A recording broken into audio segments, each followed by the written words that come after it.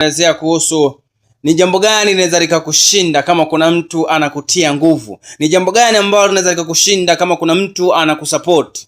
Je, ni jambo gani ambalo linaweza likakushinda kama kuna mtu anahangaika kwa ajili yako. Je, ni jambo gani ambalo linaweza likakushinda kama kuna mtu anapambana kwa ajili yako halali. In short, hakuna jambo ambalo linaweza likakushinda kama kuna mtu anakusupport. Wapendwa mnaonisikiliza sasa hivi kupitia channel yangu, hakuna jambo ambalo linaweza likawa gumu kama kuna mtu anakusupport. Kwa sisi ambao tumeokoka, tunamwamini Yesu Kristo, tunaamini Mungu ndo kila kitu kwenye maisha yetu. Ukisoma Wafilipi sura ya 4 mstari wa 13, neno la Mungu limeandikwa, limesema waziwazi, na yaweza mambo yote katika yeye anitiaye nguvu. Yes, kwa hiyo sisi tunaamini tukiwa na Mungu hakuna jambo linaloshindikana.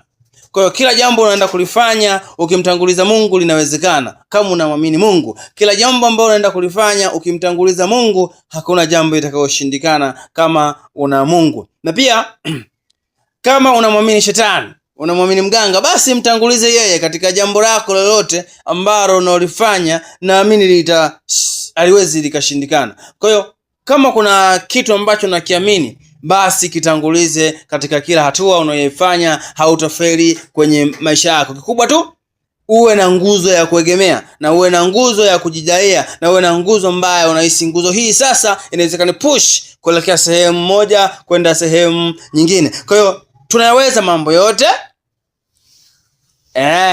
Hakuna jambo linaloshindikana